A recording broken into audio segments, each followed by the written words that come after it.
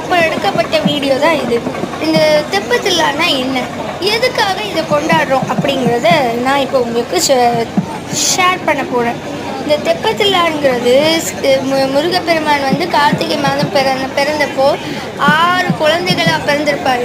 அப்போ அந்த 6 குழந்தைகளையும் கார்த்திகை பெண்கள் வந்து எடுத்து வளர்த்துருப்பாங்க. அப்போ வந்துட்டு எடுத்து வளர்த்துருப்பாங்கள்ல, அப்போது பார்வதி தேவியை கூப்பிட்டு போயிடுவாங்க. அப்போது அதுக்கப்புறம் வந்துட்டு இப்போ முருகர் வந்து கார்த்திகை பெண்களை பார்க்கறதுக்காண்டி சூரசம்காரம் எல்லாம் முடிச்சுட்டு கார்த்திகை பெண்களை பார்க்கறதுக்காண்டி சரவண பொய்களிலிருந்து இறங்கி அப்படி அந்த தேர் வழியாக வந்தது தான் அந்த காட்சியை தான் இப்போ வரைக்கும் நாங்கள் தெப்பத்தில்லாவாக கொண்டாடிட்டு இருக்கோம். அங்கே பாருங்கள், முருகருக்கு அங்கே அர்ச்சகர் எல்லாம் உட்காந்துக்கிட்டு இருக்காங்க.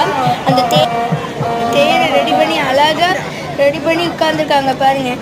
இந்த முருகர் தெரியுறாங்களா, அந்த முருகரும் வள்ளி பக்கத்தில் முருகர் உட்காந்துருக்காரு.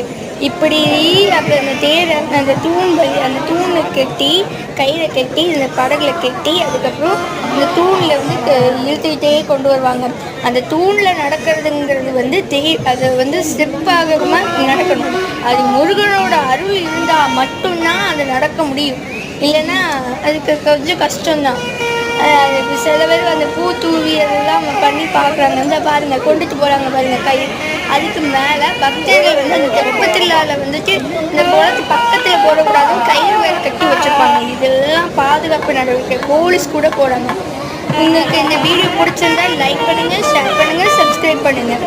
அப்படியே முருகர் அருள் உங்களுக்கும் கிடைக்கணும்னு நான் வேண்டி